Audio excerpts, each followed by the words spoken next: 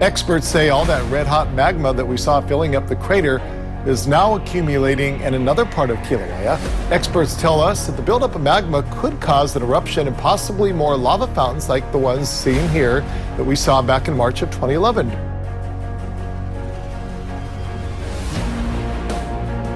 After which he collapses on the floor. Brown is dragged to a wheelchair.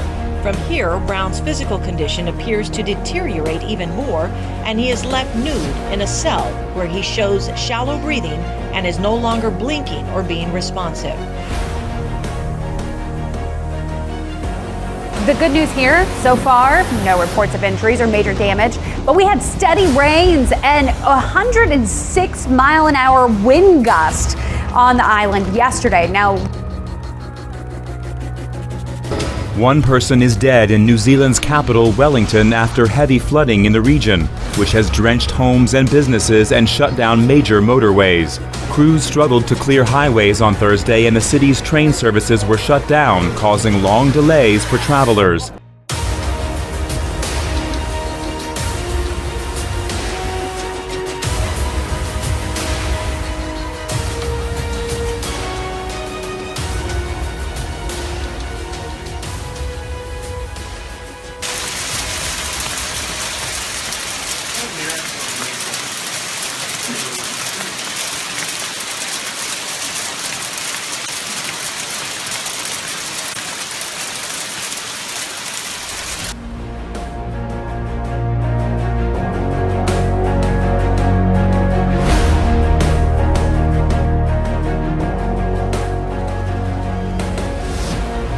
One person is dead in New Zealand's capital, Wellington, after heavy flooding in the region, which has drenched homes and businesses and shut down major motorways.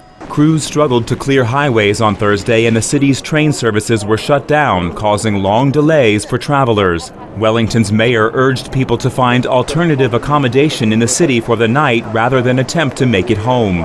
A library downtown was opened for those who wanted to stay. Police said they found the body of an 80-year-old man in Petone near Wellington in floodwater near his abandoned car, which was partially submerged with the keys in the ignition. Several areas around Wellington recorded rainfall of over 4 inches on Thursday. The region is home to some 450,000 people. I'm Matt Sampson, The Weather Channel.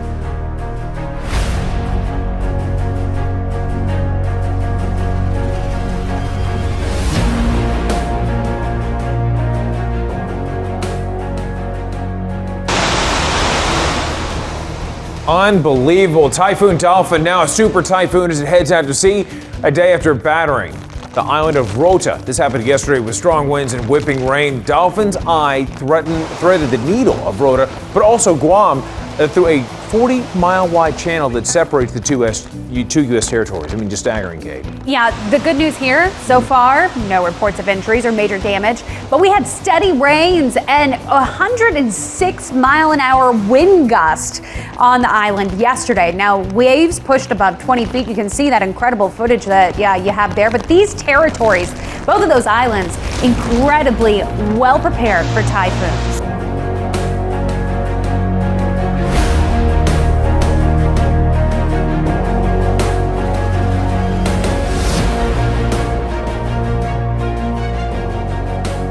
We're only 2 weeks away from the start of hurricane season, and it could be another busy one for us. Last season brought us 5 storms, including Hurricanes Ana and Julio, which grazed past the islands, and Tropical Storm Isel was a direct hit and caused a lot of damage to the Puna area of the Big Island.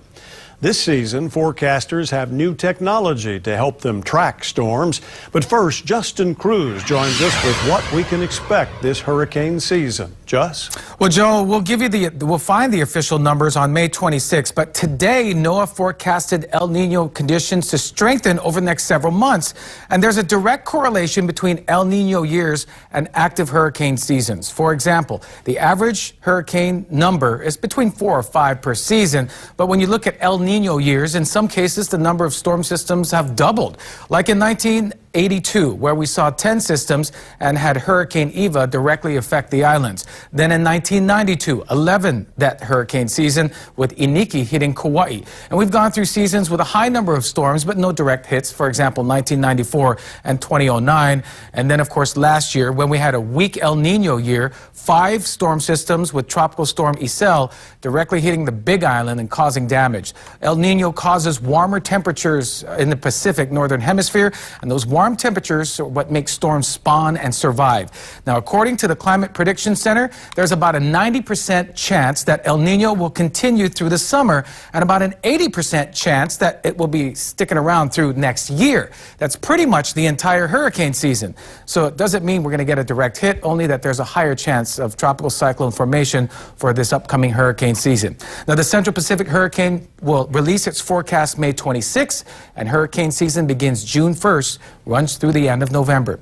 Coming up a little bit later in weather, we'll have an update on Typhoon Dolphin that's headed towards Guam. Joe, back to you. Meteorologists will have a helpful tool at their disposal this hurricane season. Brent Ramadna has more on how the new upgrades will help. Brent? Joe, the upgrades to the forecasting system were implemented in January, so this will be the first time they will be used during hurricane season. Meteorologists say the new features will increase resolution and pick up smaller features on the radars that normally were not seen, which means they can see more on their models and in turn leads to more accurate forecasts. The computer model that we use for forecasting the weather can see smaller scale features, and because it can better analyze those features, it improves the long-term forecasting. So the increased computer resources helps to improve the computer models, which will in turn lead to a better forecast. He also says the new upgrade should also help better track a hurricane's path. Forecasters say now is the time to prepare your emergency kits. A basic list of things you need to have include food, water, batteries, medicine. Also make sure you have plenty of cash on hand just in case.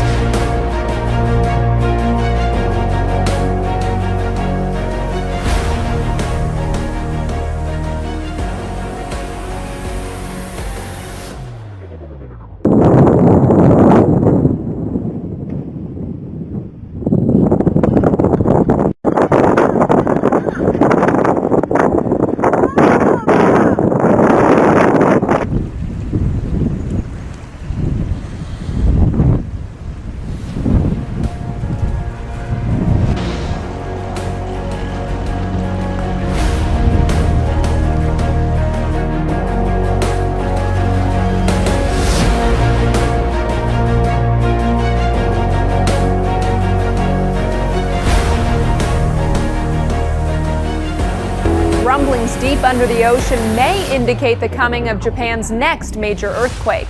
Fresh from a 6.8 temblor this month, Japan has certainly seen devastation brought on by quakes and tsunamis. They are a country still recovering from 2011's 9.0 event that claimed 16,000 lives. Now researchers are detecting weak seismic signals in undersea trenches, and using ocean bottom equipment can potentially use this data to track progress and perhaps even predict slow developing earthquakes in populated areas that can save lives. Slower moving quakes are not disastrous on their own, but combined with lower frequency events, they can be. But their movement in dangerous areas or at vulnerable fault lines can provide valuable information on future activity. I'm Alex Wilson, the Weather Channel.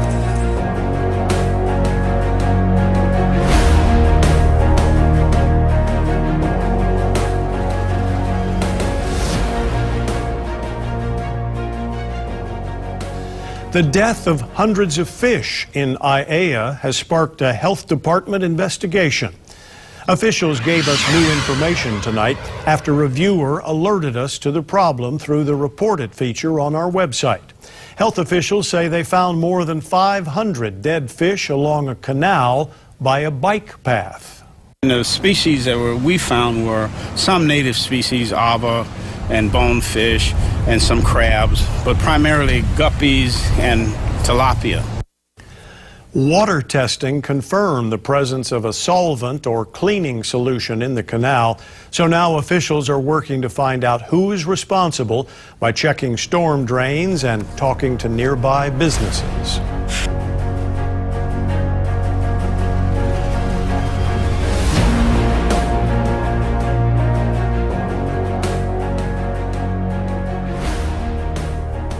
In California, intense rain caused some flooding, but it's just a drop in the bucket for the drought-stricken state. From San Francisco to San Diego, streets were flooded and cars and trucks went nowhere. Weather experts say California's climate may be starting to change and could become wetter in the next year.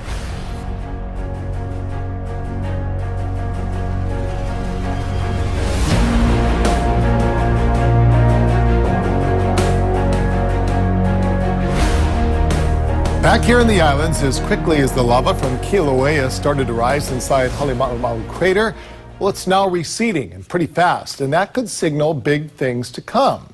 Experts say all that red-hot magma that we saw filling up the crater is now accumulating in another part of Kilauea. Experts tell us that the buildup of magma could cause an eruption and possibly more lava fountains like the ones seen here that we saw back in March of 2011 during the Kamoamoa fissure eruption. There could be lava fountains occurring, a few tens of yards high at the most, and those fountains would be feeding lava flows across the ground, and the lava flows would, of course, move down slope.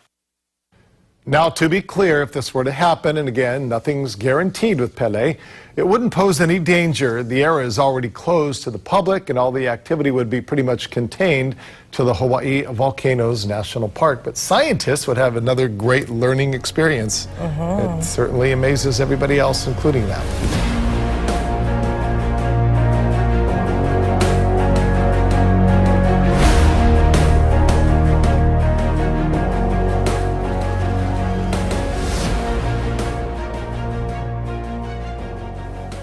Sergeant James Brown served 2 tours of combat duty in Iraq. The decorated 26-year-old was on active duty at Fort Bliss in July 2012 when he left his family for the weekend to self-report for a 2-day DWI sentence at the El Paso County Jail.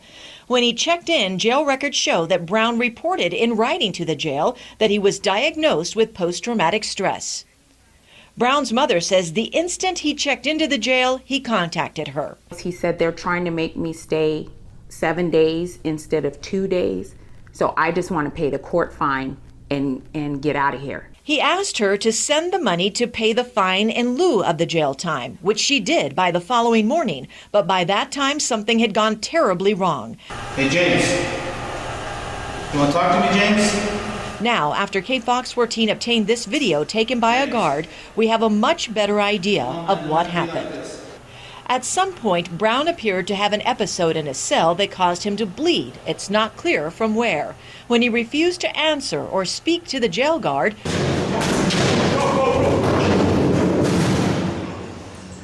a team of guards in riot gear was brought in to storm his cell. Brown appears to show little to no resistance from this perspective, and in fact at no point appears to resist. Within seconds, Brown begins frantically telling the guards he cannot breathe. Then this. From beginning to the end of this recording, Brown would state that he could not breathe, at first frantically, then in what appears to be physical distress, and finally as he begins to collapse and can no longer hold himself up. As he is taken to the infirmary, Brown collapses and is hoisted up off the ground into the air and carried. During the time of this recording, Brown states at least 20 times that he cannot breathe. He is given 2 injections of lorazepam, which is a sedative. Dude, please take it off. Take it off, take it off. Please take the mask off. I cannot breathe. Brown also begs for water. Please have water. You gonna calm down? Yes, sir. After repeated pleas, he is given half a Dixie cup of water. About 15 minutes later, he is given another half Dixie cup. Oh, you're cutting off my air supply. And eventually allowed to wash pepper spray out of his eyes under a sink. I can't breathe. After which he collapses on the floor. Brown is dragged to a wheelchair.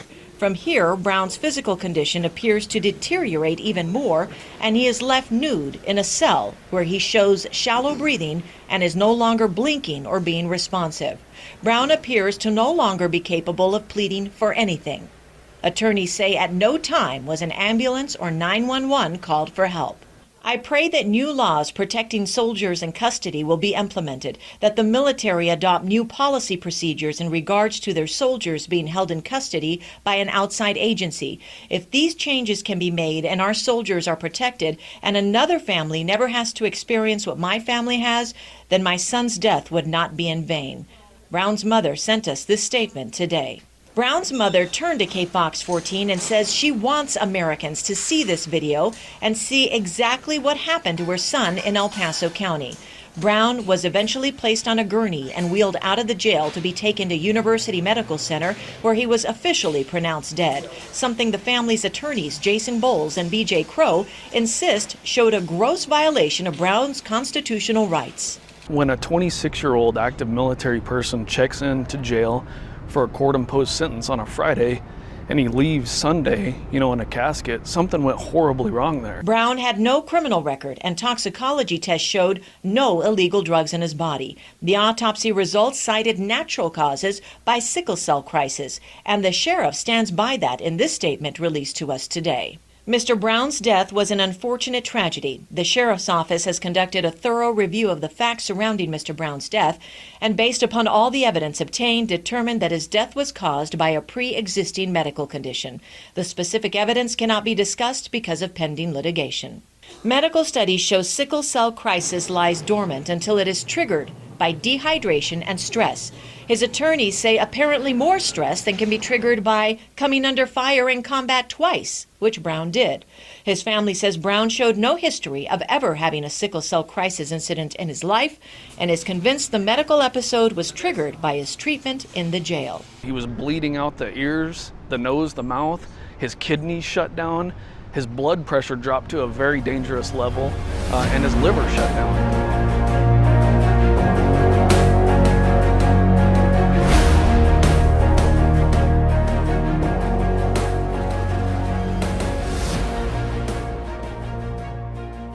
Republican members of the U.S. Congress have slammed the head of the Roman Catholic Church for recognizing Palestine as a state. The congressman warned Pope Francis to stay out of politics. The GOP lawmakers even questioned the pontiff's political stance on biblical grounds. The Pope is scheduled to deliver a speech before Congress later this year. On Wednesday, the Vatican formally recognized Palestine as an independent state and finalized a new treaty which updates diplomatic relations between the two sides. Palestinian officials have welcomed the decision, but Tel Aviv has described it as disappointing.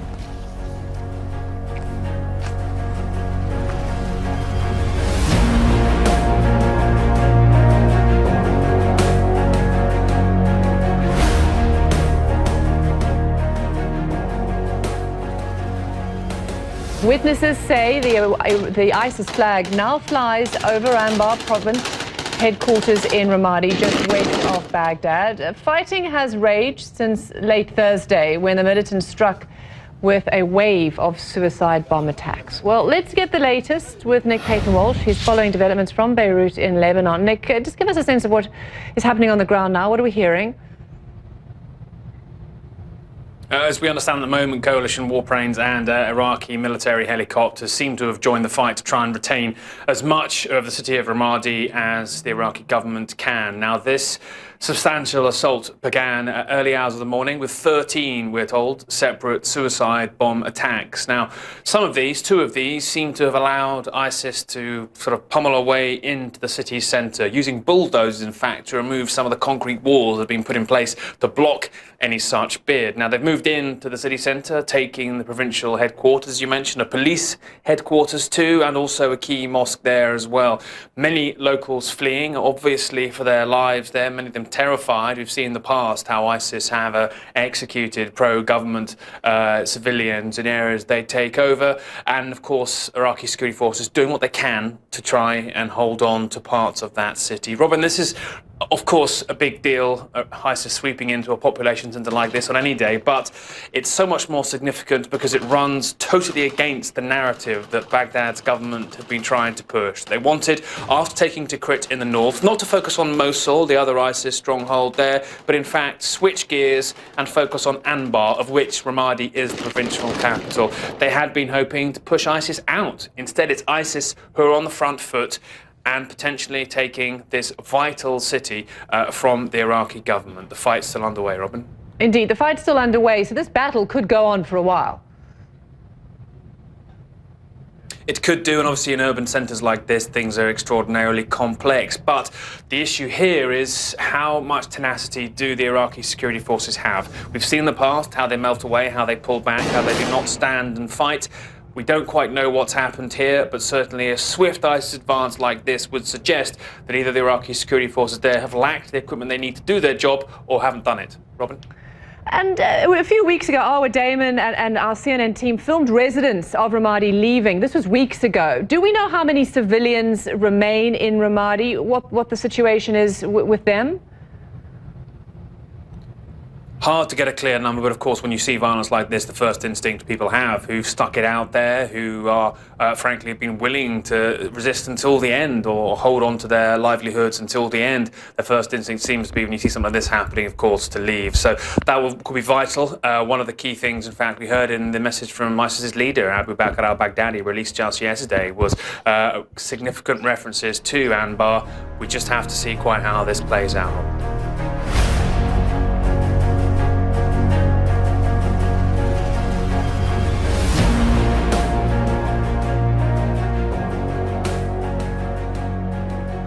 This is a stunning U.S. Special Operations raid deep into Syria, deep into ISIS territory. Overnight, a number of U.S. Special Operations forces conducted a helicopter raid into eastern Syria to capture a man named Abu Sayyaf. He was killed in the raid.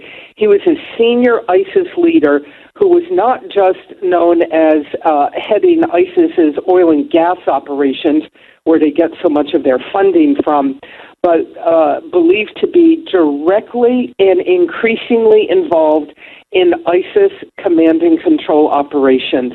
This information coming to us at CNN from sources familiar with what happened on the ground in eastern Syria overnight. All the U.S. troops returned safely, we are told.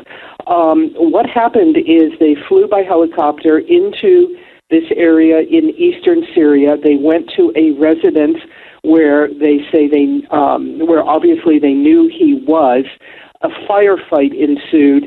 He fought back. Abu Sayyaf was killed at that point, but they were able to capture his wife, an Iraqi woman named Sayyaf.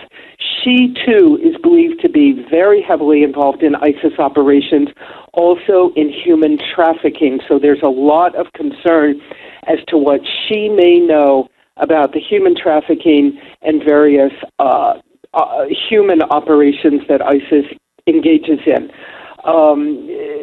They also captured a good deal of, obviously, belongings, information, intelligence from this operation, and they hope to interrogate her now and go through everything that they got, as they often do when they conduct these raids. They scoop up everything they can find and gain some more valuable intelligence about what ISIS is up to. But behind all of that, I think you can't really overstate how unusual this is for U.S. troops to go by helicopter, to go deep into Syria, to be involved in a firefight like this, and to be able to get out. Everybody got out, we are told.